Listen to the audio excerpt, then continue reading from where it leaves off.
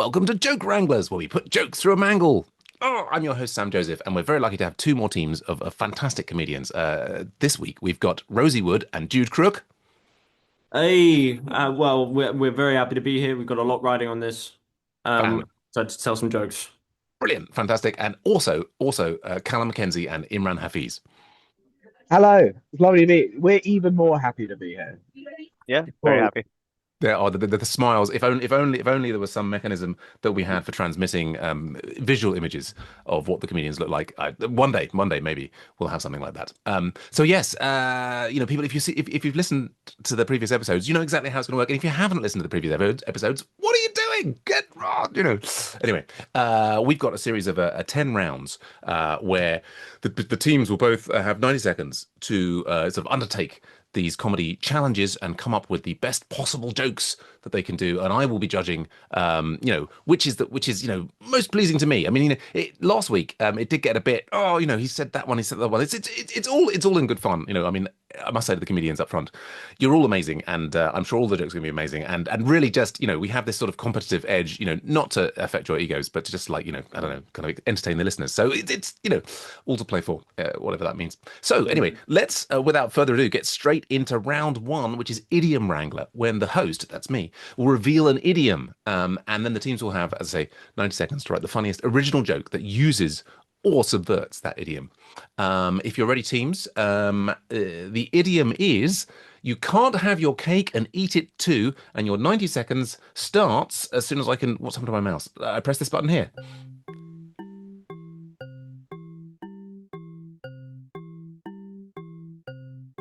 Oh, and again, if only there was some mechanism where we could do beyond audio. You would have thought the boffins, in Google or YouTube could somehow come up with a mechanism of refracting light, sending it over, electrical devices to other people's computers or something. we're too busy jamming to this music, I think. Well, who wouldn't? Who wouldn't? I mean, I think, what the music really says is these guys have got an extraordinary budget to employ large numbers of people to write To prompts pay for someone AI. to make love to a xylophone.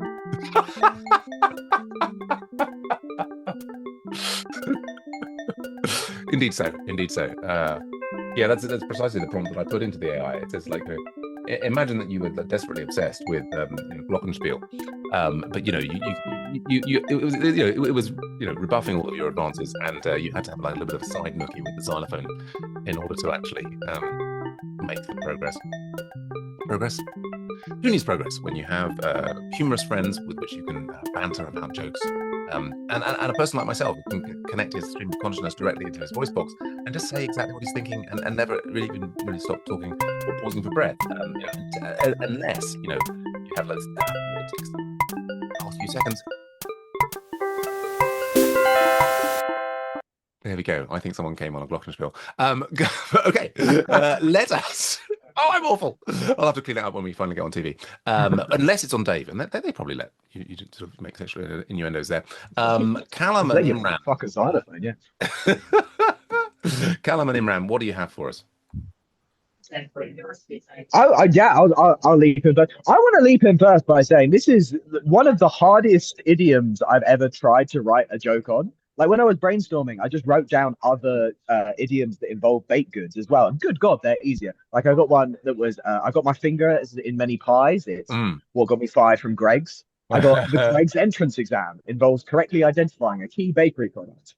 It's a piece of cake, but I tried my best with this one. And what I've got is growing up, my mum would tell me, you can't have your cake and eat it too.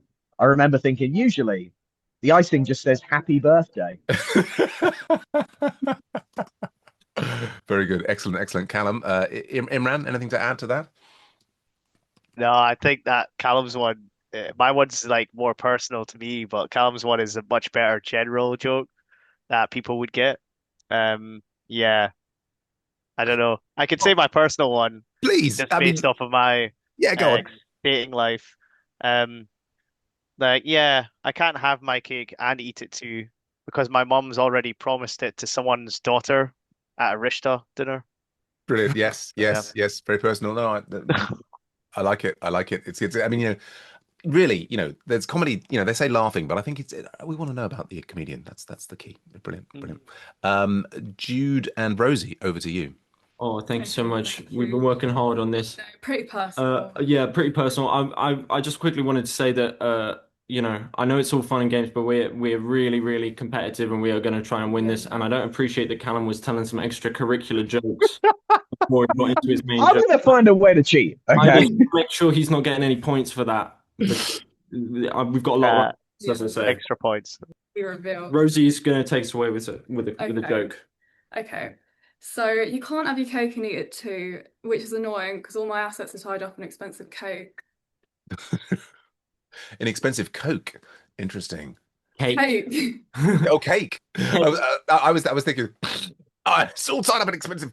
I'm sniffing Coke off a cake. More sensible. Yeah. The comedy from this comes from the absurdity. I'm just going to explain it quickly for the listener. Okay, please. Comedy comes from the absurdity of. I want to clarify: no extra points for explanation. Whoa. I'm just making sure that we're all on the same page here. It's a very absurd. You explain it, Rosie. It's really a financial joke. Yeah, it's very financial. In this economy? Well, you said it all there, mate. Yeah. Sure. Brilliant. And by the way, joke explanations, absolutely love them. Pranav last week, I shouldn't name names. Well, I've said Pranav. I think he was sort of feeling, I don't want to take the joke apart. I'm just, I'm excited about taking them apart, and it's, I think, consider it a high compliment if I'm asking you for further explanation. And in this case, Jude and Rosie have just offered that, so that's great. They don't get extra points, but I will take it in the way that it is intended. Okay, well, actually, and one element I forgot to mention is you can get bonus points if your joke matches to some degree the joke that I've made. So I've created jokes for each of the rounds, and they won't be as good as yours, but just as an extra sort of, little frisson, and I think on this occasion, I don't think anybody has really matched mine, which is no problem at all. Also, by saying my joke, it gives me time to deliberate about who I give the points to. So my attempt, and by the way, if you do want to come back on the show, do try and laugh heavily at my punchline, with the most natural laugh that you can manage. But obviously, if you can't, I understand. But so yeah, I said my girlfriend hates my moggy. She said it was either her or the cat. It just goes to show you can't have pussy and eat it too. What? That's so hilarious, man. Well, I'm so, the laughter and the reactions were so natural and given. I'm sure basically you lot will be the first people on the TV show when we have it there. I think this round I think is going to have to go to Callum and Imran. I'm sorry, that's that, but that's the way the cookie crumbles. There has to be a decider. There's 9 more rounds and there's everything to play for. The next round is 3 random words in which each team gets 1 noun, 1 verb, and 1 adjective, and all 3 must appear naturally in the joke. So I will give you your 3 words. They are flamingo, interrupt, and suspicious, and your 90 seconds starts now.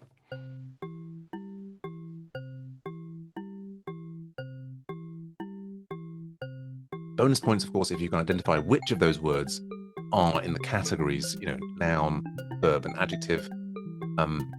I got a bit stuck in the first episode trying to remember other categories of word. I think a particle, that's a category of word. You have a particle, a in it. There's preposition.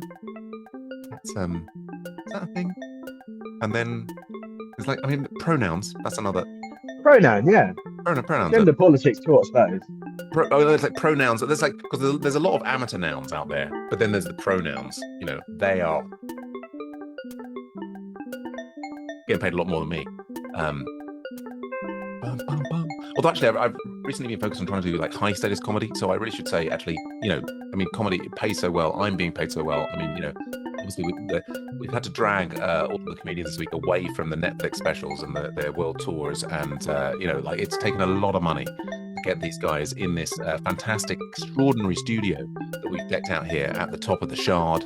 What an amazing view we do have over all of London, and actually, Elon Musk was trying to get in, no, mate, sorry, we don't. People who've really shown that they've got something special, but he has outfitted the Shard flying off into space at the end of the show. There we go. Right, our 90 seconds has whipped by, at least for me, in my mind. We are going to start now. This time we're flipping it around. It's Jude and Rosie. What do you have for us right now? Okay. We've worked very hard on this one. I hope you enjoy it. The words again were, what were they? They were flamingo, interrupt, and suspicious. Okay, I'll make sure to say those ones. Me and Rosie, we were at the zoo the other day. We were looking at the flamingos, and we were paying a particular attention to this one very suspicious looking flamingo. We were just talking about it when the zookeeper interrupted us, and he said that is not a flamingo. That's actually just a very skinny and quite embarrassed man, and he's gotten in there because he's clearly got nothing left to lose. Nice imagery there. Nice imagery there. Yes. Why is he standing on one leg? Good show. Well, they've set the bar high. Callum and Imran, you're up next. I went slightly less haunting with my one. I went for brains are weird, aren't they? Like your brain will be happily planning what's for dinner, then suddenly interrupt itself with flamingos are very suspicious. They're always on the back foot. Little idiom chucked in there for you too. Oh, I saw what you did there. Double down, damn. Oh yeah. Oh yeah. Rock and roll. Imran? I mean, again, I went a little bit more personal with this. Yeah. I just like to talk about myself. I tried to be confident on stage, but a flamingo interrupted me with the same suspicious look my aunties give me when I say I'm seeing someone. Very good, very good. I mean, there's no need to apologize about being personal. I'm loving it. Fantastic. Well, as I deliver, I just want to make sure that Imran's not getting any extra points for being personal. Okay, that wasn't in the email. No. I mean, I think if you did listen to the last episode, things that do seem to excite me are, sexual innuendo and far right rhetoric. So, I mean, that does. I mean, that's it's not a reflection of my personality. It's all just stage stuff. Anyway, but while I deliberate on those great jokes, let me just. I don't think anybody particularly matched any aspect of my joke. But so my one, I said the ringmaster was suspicious that the fire breather wouldn't be able to get started at the right point in the show. He just kept shouting, "Flamingo!" That's like flaming go. Oh man, that is so much better than our ones actually. Wait, yeah. I want to know where the word interrupt was in that joke. Oh damn. I think, did he not put interrupted? I thought I heard that at the beginning. You get extra points for being a pedantic piece of shit. Because I feel like. I think I'm sensing there's going to be a revolt. No. I mean, I think I was so excited by having decomposed the word flamingo into flaming go, which I then screwed up in the thing that I'd forgotten about the necessary interruption. So, but yeah, I think with that one, I'm going to go with Jude and Rosie for the zoo imagery. Come on. Really like that. That's great. Good imagery is another way to get to my heart. Some people say just go straight through the ribcage, but I'd say before you try that, do use some lovely imagery. It's time for round 3, the twist. Whoa! And the host, that's me, will give the setup, and then the team will have to. Well, so the idea is setup and punchline, as in the first part and then the later part of the joke. And for some reason, the AI or my intern has inserted the word or vice versa here, which I don't really care for. But you can mix it up, you can break the rules. That's what comedy's all about. But if you wanted a rule, it would be that you would need to create a joke starting with this setup, which is that I finally agreed to go on a reality TV show, and you have to come up with a punchline, and your 90 seconds, teams, starts now.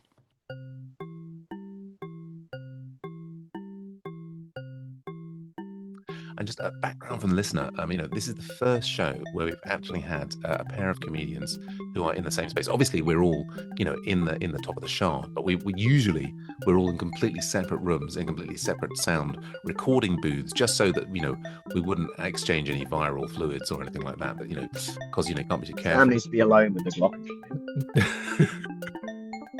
I think can't just under Sam needs to be alone with this lot. I said the glockenspiel. It was a little callback to the. With the Glock, you were sort of shortening. You didn't have time to be formal. Maybe it was you were up street lingo, yeah. Straight there, the Glock, man. Come at me with a Glock, man. I'm gonna xylate your ass. But yeah, back to my original. I'm contemplate right now. If you could just keep it down for a second. I don't mean to ruin anyone's fun, okay? I'm just kidding.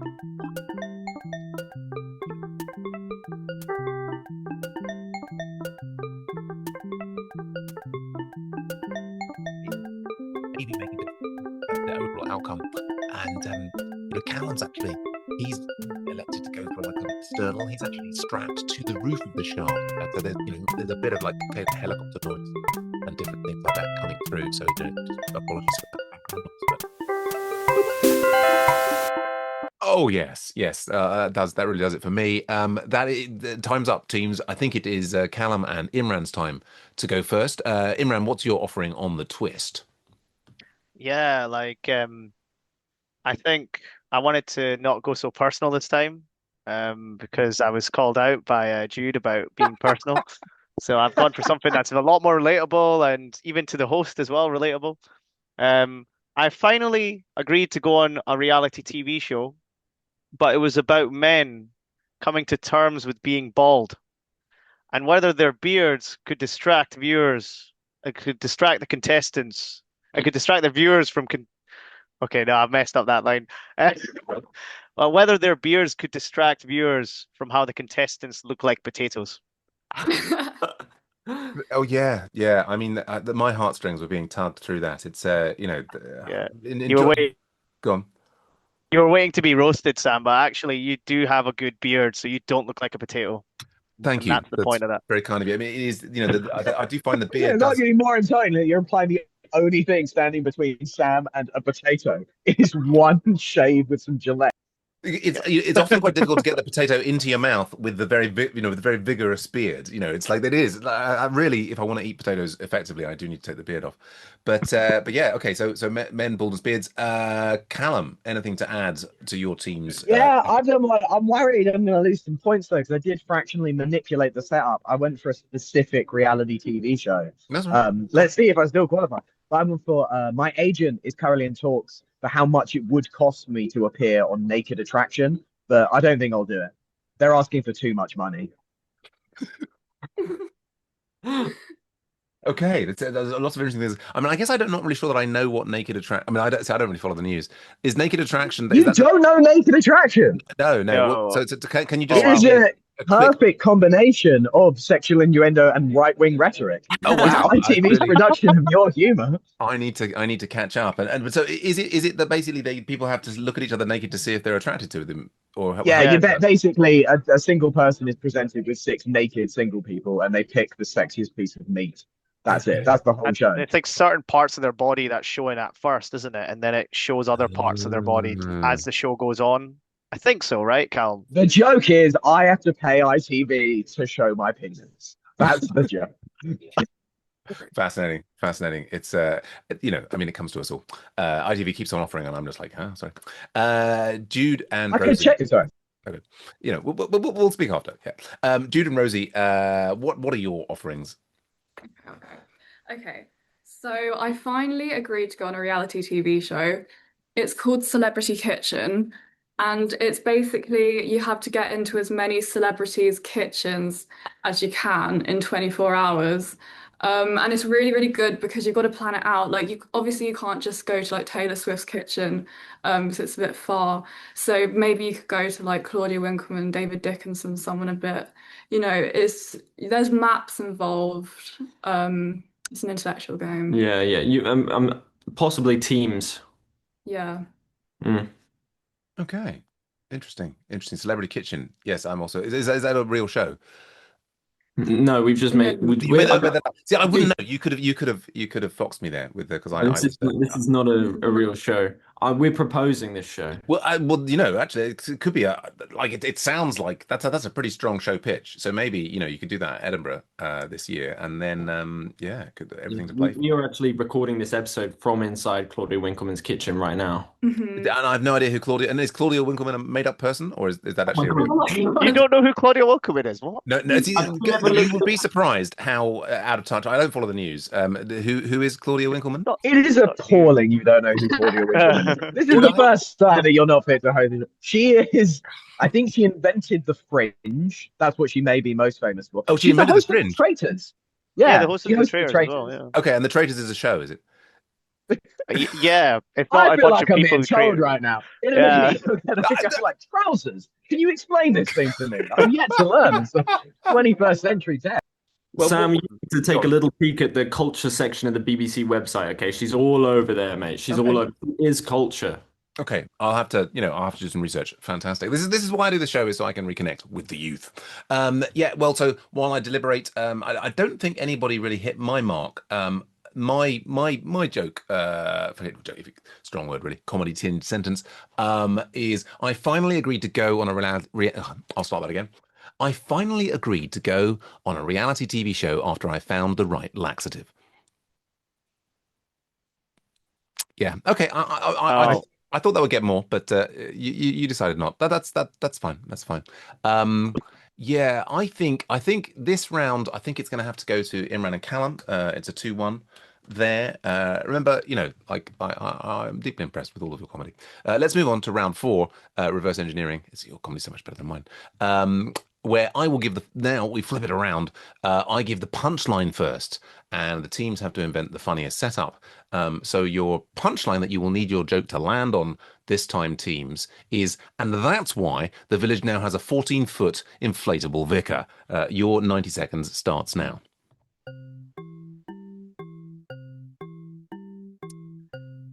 Casey, I'm disappointed about that laxative joke because last week my joke that got the sort of biggest reaction from the comedians was, I think, when we had to answer the question, why do cats always land on their feet? And my offering was because they refuse to go metric. And Gareth Beavis, laughed out loud at that joke. And I was like, but why is that funny? And he said, well, it's the most surprising word and you landed on it last. And I sort of thought with this one, I was landing on the laxative last. It's kind of a funny word. But, I think, the comedians on the show this week are that much more sophisticated. They're not, they're not impressed. Your Brad Pitt. Was that Shania Twain does that? We had somebody on our Sunset Comedy show on Friday. It was Becky Mathiasen, who was Shania Twain. She's not impressed by people apart from Trump. She apparently loves. There you go. Bum, bum, bum, bum, bum, bum. Yeah, it's interesting. I was saying last week, like, sometimes you think you've got something, you think it's going to be funny, and then it doesn't quite pan out. Of course, Gareth and Dan last week were like, no, but our jokes always work exactly as we planned them. It's just you, Sam, who comes up with a lot of clangers. That's why you have to be a game show host. Ding! Okay, right. It's time for reverse engineering. I think it is Jude and Rosie's turn to go first. What have you got for us, Wood and Crook? Okay, thank you so much. I mean, we've written a little poem, and I think personally, I think we may have really cooked with this one, so I'm excited. Okay, here's the poem. There once was a man called Dick Ticker. He was a priest, but he liked to drink liquor. He drank whiskey neat, mixed up inches and feet, and that's why the village now has a 14-foot inflatable vicar. Very good. Lovely. That is Well done. fantastic. Limerick. I mean, that's very impressive. Very, very good. Callum and Imran, what's your offering? I'm not gonna lie, I feel slightly worried following that. That was fantastic.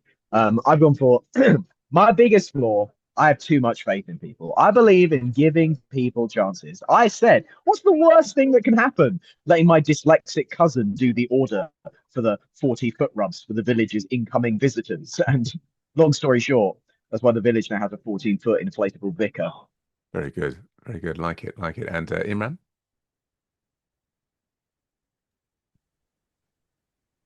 I went a bit dark. Pregnant pause. I went a bit dark here. I don't know if it's all right for the show to have You- dark comedy. I think we need it. I mean, we had limerick. We had this. We had like Callum punching down on people with dyslexia. I'm surprised because he's usually Sam arguably made love to a cat earlier on.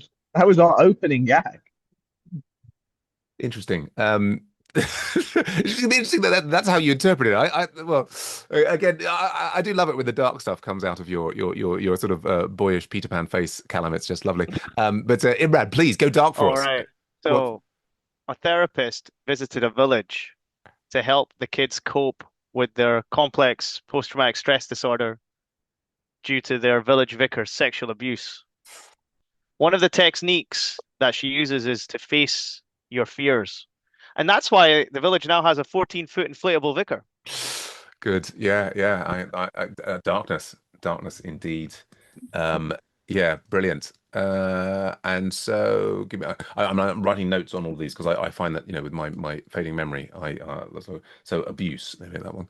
Right. Yeah. So while I deliberate, here's my offering, which is inbreeding in the rural community was particularly celebrated by the church, and that's why the village now has a 14-foot inflatable vicar. Oh yeah, that's a funny one. That's a thinker, actually. Yeah. Thanks. And Yeah, I I saw don't know what's the connection here between vicars and No, inbreeding. So that's why the vicar's 14 foot, right? Because it's like extremely tall. So there's something going on with the genetic pool, right? interesting with the levels. Mutation. That's intense. That's very. Yeah. We didn't do the homework for that one. Well, I mean, what I must say to the audience is that, Jude and Rosie were muted at the delivery of that punchline, and I could see them sort of smiling and shaking, or maybe that was the anal beads they've got in, who knows? But no, it's interesting though that Imran's explanation, though good, was not quite what I was going. Absolutely inbreeding. I was saying 14-foot inflatable vicar. He's got 14 feet because he's so inbred. Oh, okay. Then my question is, why is he inflatable? Well, it's because it's particularly celebrated by the church. So they're having a celebration of the fact that they have, I shouldn't say deformed. Obviously, people who've got 14 feet are perfectly, they're not deformed. They're just regular members of society, like us as boring, samey 2 feet people, Anyway, there we go. So now I have to work out who gets the points there. I think it has to go to the Limerick. Yeah, brilliant. It's neck and neck. It's neck and neck. And it's time for round 5, which is joke rescue, in which the host, that's me, presents a genuinely terrible joke. And you say, well, haven't all the jokes you've presented so far been genuinely terrible? Okay, but this is one that's written by somebody else other than me. In this case, I will present the joke, and then the teams will have to rewrite it into something that's actually funny. The joke that you need to take out of intensive care this week is, I bought a belt made entirely of watches. It was a waste of time. And your 90 seconds starts now.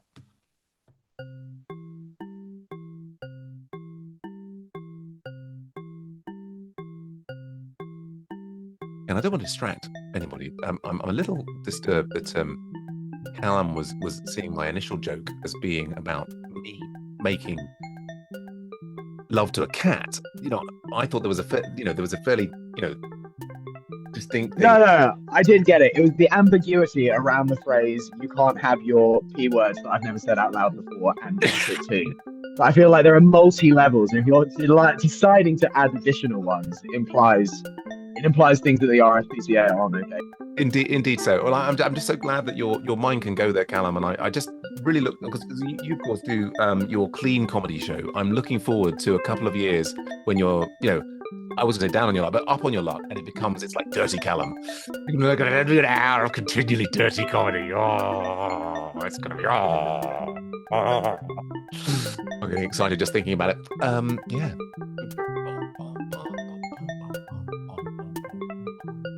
But the darkness, there's darkness within all of us. Yeah, I'm excited actually this year to be on your clean comedy show, Callum. To do clean. It's I very much agree with what you said before, which is it's harder to write clean. You're really working on a muscle there. Oh yes, I'm gonna think about a cat orgasming every time we hear the end of that. Every time, I wish Jude and Rosie would stay unmuted so that we could enjoy their peals of laughter at my. It's more gagging, I think. Yeah, really squirming. You're gagging at my gags. Yeah, no, that's I'll go and get the bull gag, and you'll be fine. Okay, this was joke rescue, and I think it is. I think it's now Imran and Callum's turn to go first. Yeah, Callum, what have you got for us?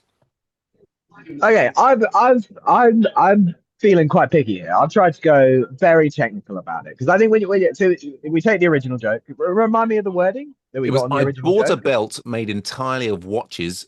It was a waste of time. See, already a banger. But I think if we're going to improve it, when you have an idiom joke, you want to keep the original meaning of the idiom and then also add another idiom on top of that. And what this joke has done is removed the original meaning and just taken the words into a different context. So there's not actually any surprise. It's just a redefinition. Right. And I think you can make them even funnier if you then also add an adjective to the start of idiom that works with both definitions, because then they feel earned. So I have gone with, okay, when I was a kid, I spent an entire summer making a belt, for my obese uncle out of watches. It was a giant waste of time. Oh, yes. Yes, very good. Yes, yes, definitely stepped up. It's coming out of the hospital and starting to smile. Imran, what can you do for us? Oh, Callum's like breakdown of that is just like, yeah, he's a comedy genius, isn't he? But like honestly, I just kept it simple, mate. Like I just went I just went for I bought a belt made entirely of herbs. It was a waste of time. I don't like Oh, that. That is better. That is actually better. yeah. Oh, yeah, yeah, yeah. Like it. Brilliant, brilliant. Jude and Rosie, what have you got for us? So we just loved this joke so much I already. kind of think you nailed it. Yeah, we were laughing so much. We kind of think that everything Callum and Imran did there was basically a waste of time. Nice. Start a roast battle here. Okay, okay. Very All right, I'll get my roast chicken out and add my time to it as well. Yeah. It's a winner. Okay, we're in it, winner. I genuinely hate these two, like with a passion. Okay, this is not a joke anymore. Okay. Thank God we're on Zoom. So the theater of hate. Okay. Well, after it all gets personal there, I mean, no one's gonna love my well, let's see. You see, now with Callum's I got it like yeah. Okay. Yeah, yeah. Well, I'm just gonna adjust that slightly to take into account some of what people have been saying. Okay, there we go. I don't know if you can hear my tapping. So yeah, so my offering there is this new Doctor Who abs workout really didn't work for me. Now that's a real waste of time. Oh Uh, yeah, yeah, I get it. I get it. That's funny. Yeah. I really think you nailed it the first time, bro. Yeah, brilliant. Okay, there. I mean, there's a lot to play for there, but I think I'm gonna give that round to Jude and Rosie for like just being in the moment. In the moment, it's yeah, Cheers, Sam. Oh my God, it's all to play for. It's all to play for. Honestly, roast battlers are getting wins now. Okay, right. Okay. There we go. Well, yeah, chips are down. Chips are down. It's time for, and if that wasn't enough, it's time for category chaos. Chaos, in which the host, that's me, is going to announce a category, and the team must tell a joke involving that category. The category is hotels, and your 90 seconds starts now.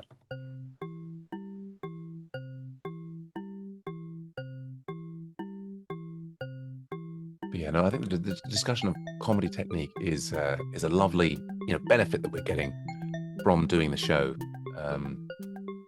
Like, obviously comedians, in many cases will spend a certain amount of time each week doing writing, thinking about comedy technique, this, that, and the other. And yeah, it's like you don't see it on stage usually. But now it's all coming out here. Yeah, and we've got Jude and Rosie in their own separate little pod there, chuckling and laughing and smiling to each other. And then, of course, the audio medium not capturing their joyity and their gaiety. But fortunately, you've got me as the storyteller to describe their little happily impish faces, and then the kind of like the way that they're skipping around their little sound pod here at the top of the shard. I mean, it's costing us an absolute fortune, but it's worth it. Worth it just to see the little looks on their oh, wonderful.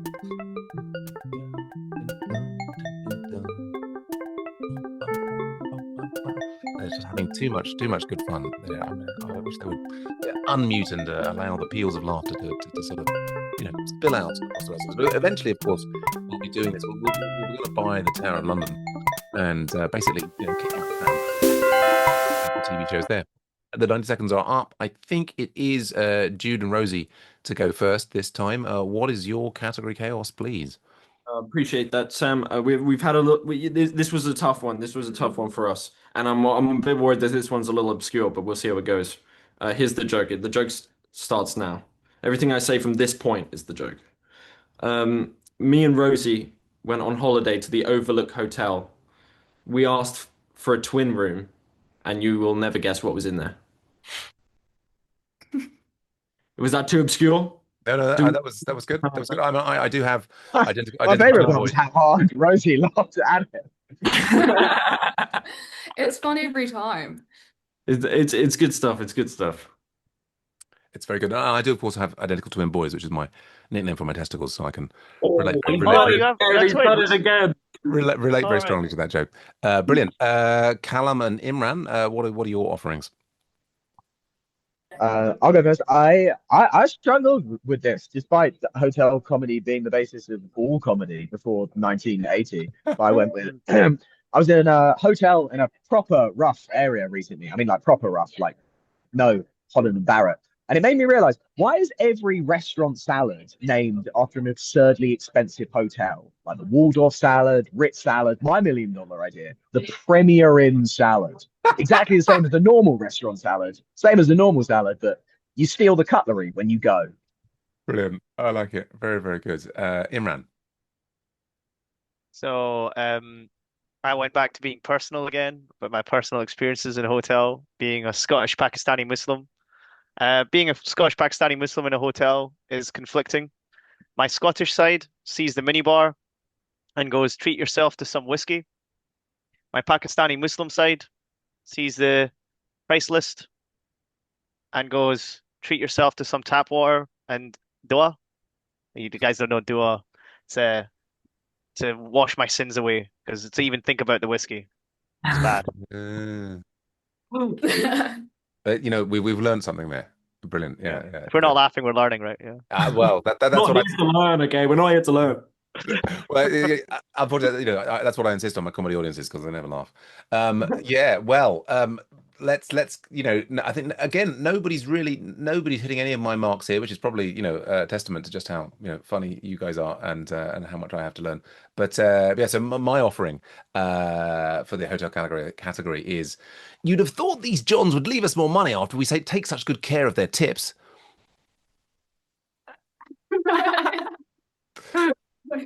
All right. Yeah, that's a funny one. That There we go.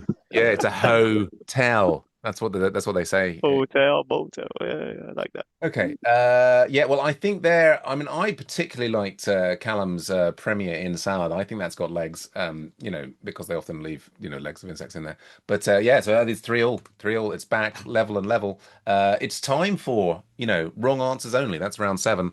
I'm gonna ask a question, and teams will deliberately produce the most ridiculous explanation. And the question is, why do pigeons walk instead of run? And your 90 seconds starts now.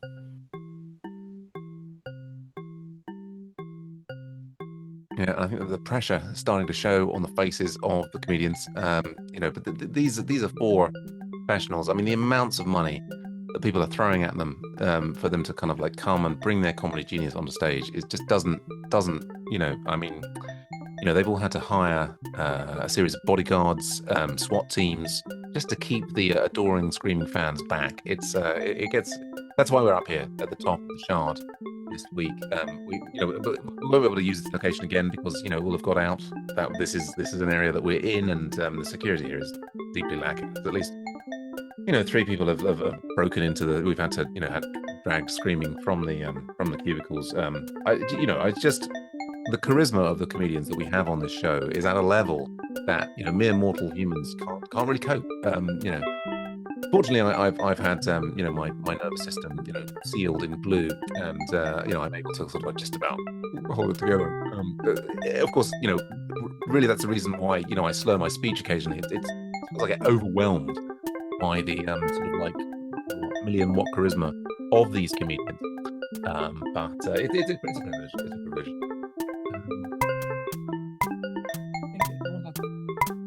We could have better music. I think it's just a beautiful flower opening at the end there. That's your 90 seconds. It is wrong answers only. I think it is Callum and Imran's turn to go first. Imran, what's your offering? So, I went back to personal again. But then again, it's also generic. So some people, Mm. maybe not you guys, will understand where I'm coming from. Pigeons walk instead of run because they're practicing for arranged marriage. It's all about the slow, awkward approach, staring at crumbs, and pretending it's confidence. Very good. Very good. Callum?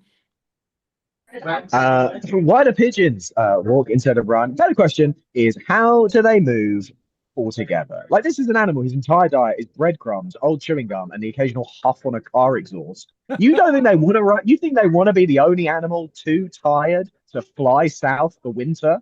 Pigeons don't run for the same reason 12-year-old Callum ran a 16-minute mile on school sports day because sliced white bread lacks protein. All right. All right. We're seeing some of the inner life there. Jude and Rosie. Ours is quite simple, really, compared to those other options. So, why do pigeons walk instead of run? Because it's called a pigeon, not a pidge run around.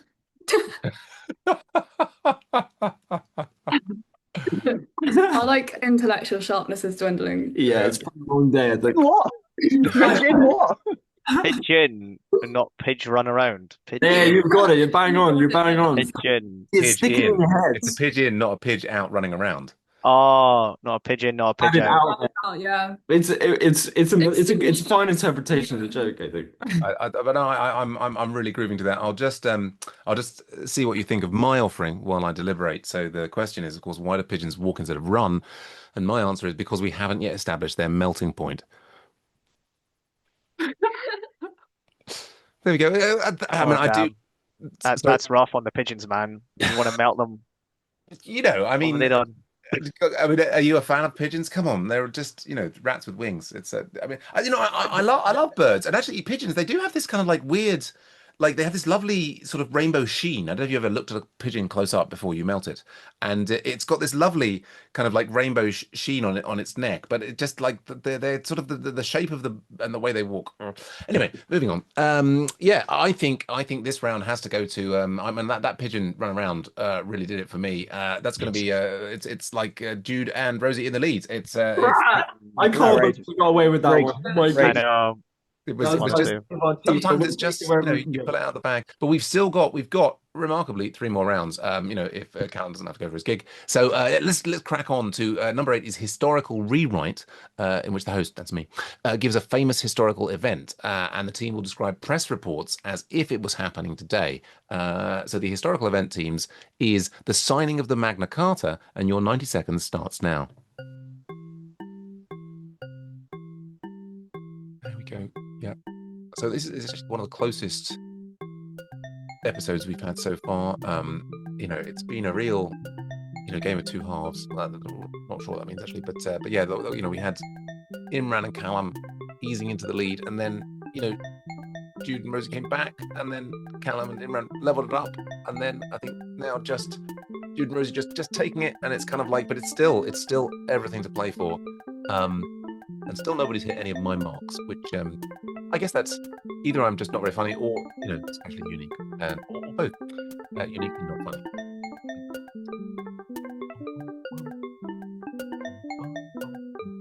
Oh, and that's the other thing. Yeah, what I was gonna do, wasn't I? Was I got on with it. Oh yeah. I used to do my comedy booby trap where I'd take 5 thoughts from my day, and just sort of like try and riff them into comedy gold, and the virtual reality was sort of like Zuckerberg's been withdrawing his essence from it, and so there's not as much chance to do that there. Random thought is, you've heard of mitochondrial Eve, haven't you? It's this woman from like maybe 3 million years ago who's supposed from they've shown scientifically, all humans are descended from. I'm saying, couldn't it be mitochondrial Steve? I mean, I don't see him. Anyway, little side thought there. We're up to historical rewrite. I was just sort of thinking about further back than the Magna Carta, which is 12:15, I believe. It's 4:30. Anyway, I think it is Rosie and Jude to go first. What do you have for us, please? Okay. So this is a fictional tweet from King John. Okay, the tweet is now. Just to fix the Great Seal to the Magna Farta. Hashtag admin. Hashtag Mondays. That's Very brilliant. good. Very good. Yeah, like it. Like it. Fantastic. Callum. See, I'm going to be honest. This question highlighted how little attention I paid in GCSE history. I know that the Magna Carta was a document, and they forced the king to sign it, and that's pretty much it. But I still think I know how the Daily Mail would have reported it, which is king's signature, not as good as Princess Diana's. Mm-hmm. Very good. Very good. Yeah. Imran particularly enjoying that. Yeah, it's are you related to no. What was his name? I'm just being silly. And probably totally right wing. As no, I'm left. I'm a lefty. I'm left. No, I'm not. I got right-handed. Imran, what was your offering?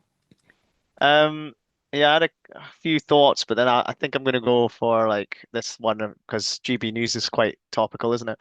So if GB News was reporting it, it would call it the end of traditional beheading values. I mean, I actually, you guys are laughing so hard at that one. I'll just end it there. Yeah. Yeah. The next one wasn't going to be worth it. No, that's great. That's great. We like that one. Yeah, it's yeah, and of course interesting. I guess, I've got my one. I haven't done what you guys have done so well, which is like come up with, the sources that they've actually come from. I should probably do more of that. Anyway, let's see if you like. Yeah, I don't think anybody has like come close to the direction that I was going in.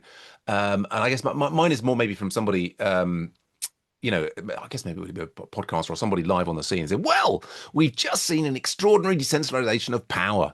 Everything has changed now that instead of one old white bloke, power now rests with several aging Caucasian geezers. Thank you so much. Oh my God, I'm not joking, but the other one I wrote was kind of like that, but then I thought there's too many white people here, it won't land. Yeah, it was like riffing off of that. Oh, you could have got the bonus points. Man. Oh, I didn't think that you would riff off of white people being white, Sam. I didn't expect that. Well, if you'd All listened right. to the previous episodes, you'd have seen me. I'd done it pretty much. I think what was it in the first episode? Raj Sive particularly enjoyed my. We did it for the moon landings, and I said like, oh, I can't remember the actual. I'm going to look for it because it was brilliant. It was. Oh, it was. He laughed and laughed and laughed and laughed and laughed and laughed. Where was it? We had Joke Rescue, Chaos, Historical. Oh yes, I was like white privilege taken to new extreme as Caucasians plant flag on big white disc in sky. Yeah, I'm gonna, you got to punch down on the white people, because how are you gonna get ahead? Okay, right, and I think, yeah, that's that. The scales have swung back. I'm gonna give that to Callum and Imran. It's 4-all. It really is. It is just neck and neck. Final? Is that final already? No, because we've got 2 more rounds. Can I protest this?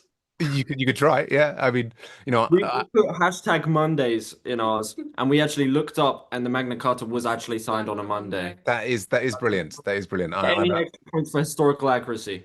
I'm gonna say no because although it's I brilliant. think you should lose points for toadying. Shut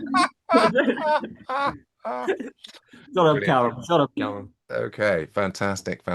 It's well, there's 2 more rounds. Next up is Newsflash, in which I give you a headline, and you need to write a late night style one-liner. The headline, teams, is government announces every Friday will now be a 3-day weekend, and your 90 seconds starts now. Yeah, and I'll go back to my comedy booby trap roots. I guess I'm chattering away. I mean, interestingly, it has been all me in the 90-second interludes. No, there has been a bit of count, but of course, Jude and Rosie in their sort of separate box, so having their own separate chat, which is interesting. What have I got here? We talked about mitochondrial Steve. Oh, that's right. Well, this was something. Yeah, it's like I don't know how other folks feel, but I feel it's like I get exhausted because so much of the time I have to be on the alert to not look too much at boobs. It's exhausting, particularly at this time of year. People are wearing less, and some of these, really fat men. It's kind of like, oh, you can't look away. No? Okay, I thought that was a little twist there. Yeah, people are giving thumbs up and smiles. Like Sam, don't give up yet. One day you'll get some new. It's great. Yeah, I've got other things. I've got notes to myself here. It says be intensely in the present moment. which is, Eckhart Tolle, my spiritual guide, talks about, oh, you've got to be like that Zen, being in the moment, kind of just not thinking about the future. I mean, actually, performance podcasting is generally pretty great for that because, I have to say, I'm not really thinking about what I'm doing tomorrow, until I mentioned it now. Oh, I shouldn't have mentioned it. Beautiful. Okay, right. I think it's Callum and Imran's turn to go first. Callum, what have you got for us? I have. The government has announced a permanent 3-day weekend. The first on the list of policies designed to appeal to the younger, cooler voter, along with removing tax from alcoholic beverages, changing the national anthem to Bangarang by Skrillex, and replacing fluoride in tap water with warehouse-grade ketamine. All go hand in hand with their new party slogan. There's a reason we're called a political party. Very good, very good. Callum goes ketamine. I love it. Imran. I mean, to be honest, like Callum's one is just so much better and more general than mine. Mine is just a reflection on how, again, personal about being Muslim. Yeah, I mean, the government announces every Friday will now be a 3-day weekend. You can thank radical Islam for that because they just keep praying on Fridays and now they finally got their day off. And I hope you're happy that you're now going to spend your Fridays in mosques. All right. Radical Islam, man. Respect. Good stuff. Jude and Rosie. Okay, this one's like quite political, so don't be scared or anything. So the government have announced that every Friday will now be a 3-day weekend. Typical government, they always lion. They always lion. Yeah, lying in. Yeah, I see it. I see it. I see it. Okay. Having a lion after a Thursday sesh. Yep. They're always lying. I mean, Yeah. Okay. it just keeps happening, doesn't it, Callum? Like you make such an amazing, well-constructed joke that's so long and like has so many layers, and then they just haven't come heard in. a word they said since pigeon.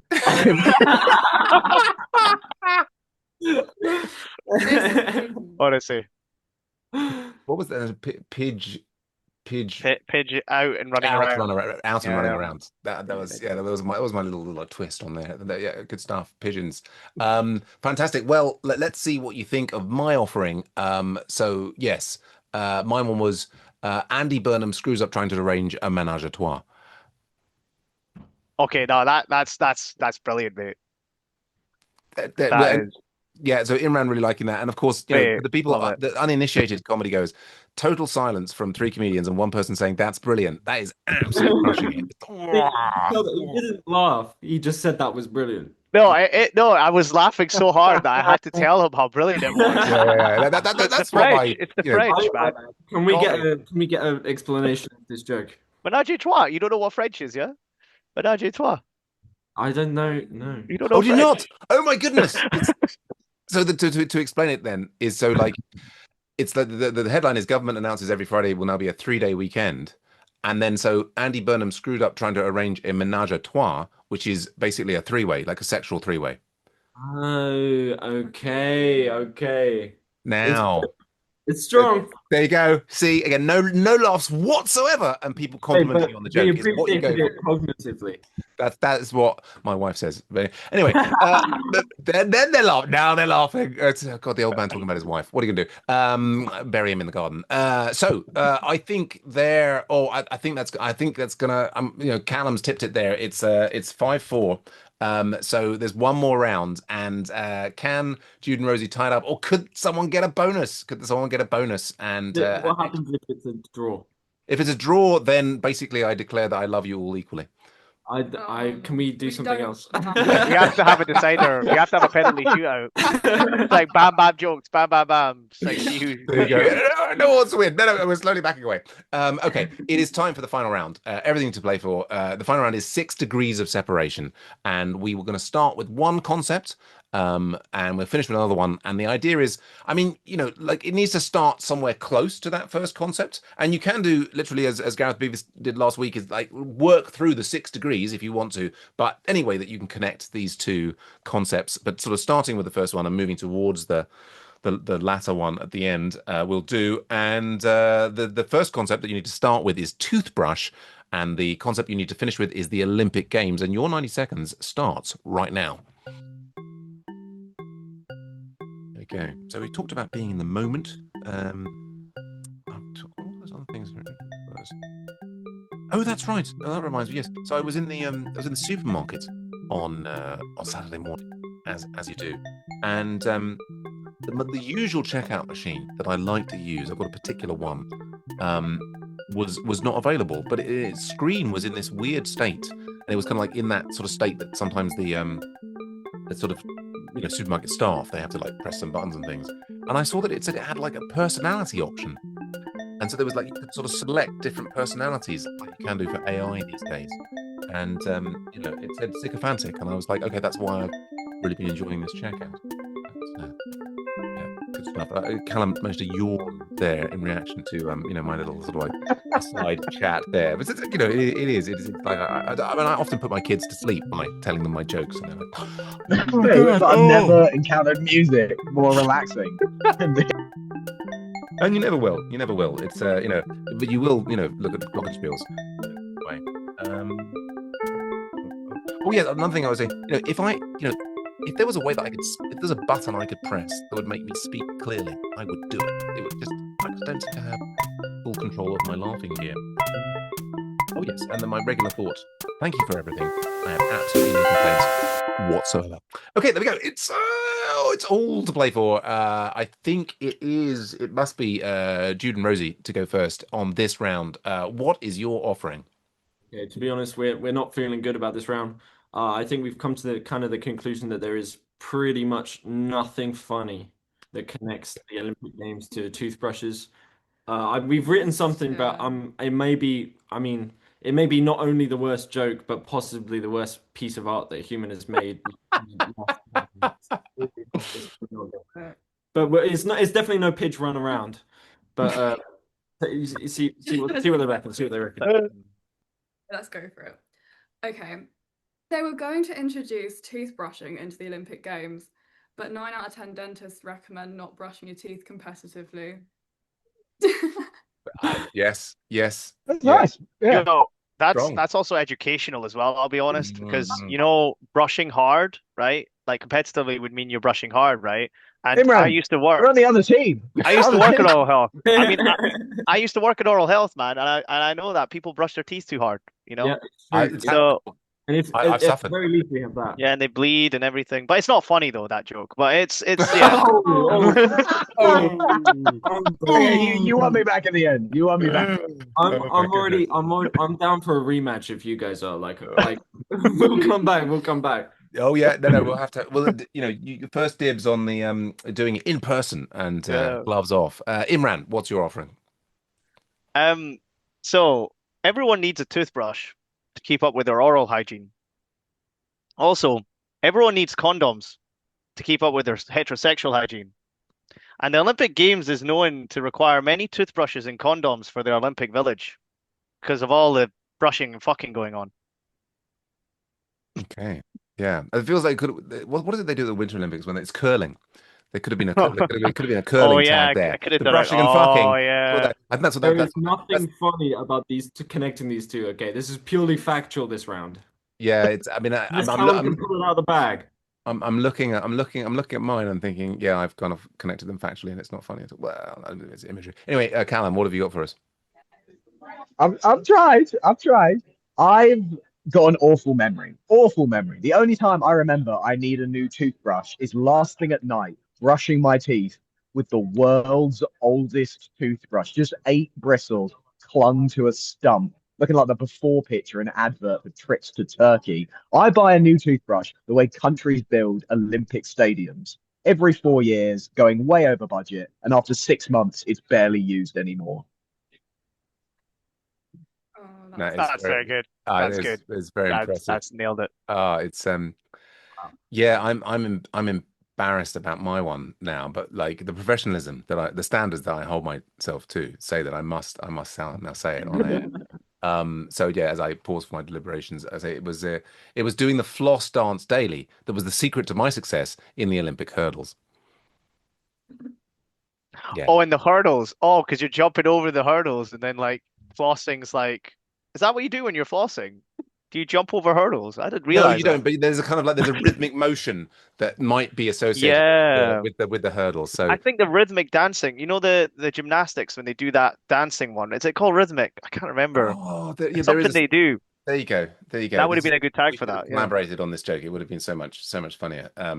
Yeah, it's well, there we go. We've come to the end of the episode, and I think that I want a special mention to Jude there saying this is the worst piece of art that anybody has ever created. That in itself was worth a good chuckle. But I think I'm going to have to give that last round to Callum's comparison of the his toothbrush to Olympic stadiums, and yeah, just at the last point there, Callum and Imran have taken the lead. It's What? congratulations to our winners, and commiserations to our losers. But that you are all so much better than me. I mean, it's no, sorry, I'm doing high status. I'm so much better than all of you. What am I saying? Anyway, it's time to promote our wonderful comedians, starting with Rosie and Jude.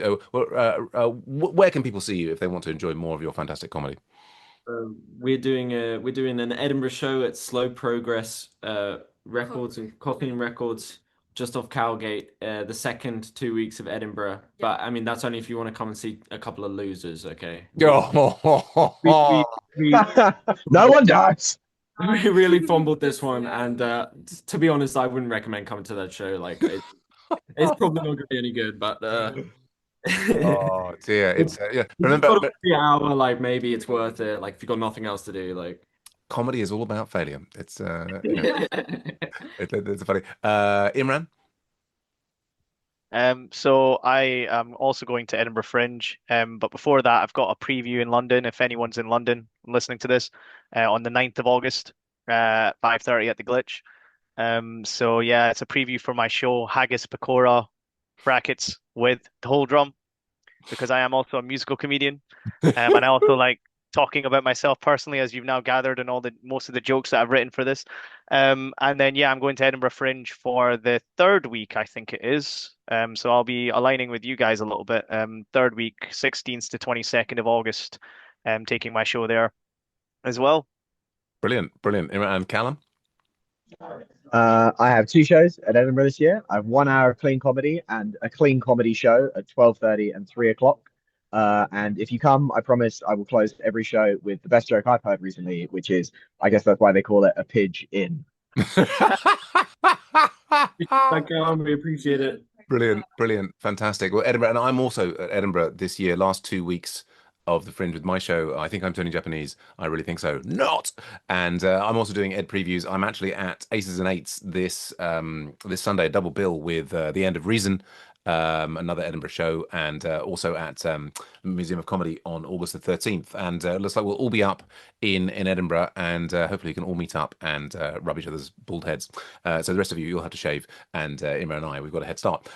Thanks. That's been Joke Wranglers. Please do Spotify. No, please do Spotify. Please do follow us. Spotify us on follow. Follow us on Spotify, because that's how we get the algorithm to get us into more people's ears. And please do give us as many stars as you possibly can on Apple Podcasts, because this room at the top of the chart is not going to pay for itself. And we'll see you again next week for more jokes going through more mangles. Let's finish up with a wonderful round of applause for our fantastic guests today, Imran Hafeez, Callum Mackenzie, Rosie Wood, and Jude Crook.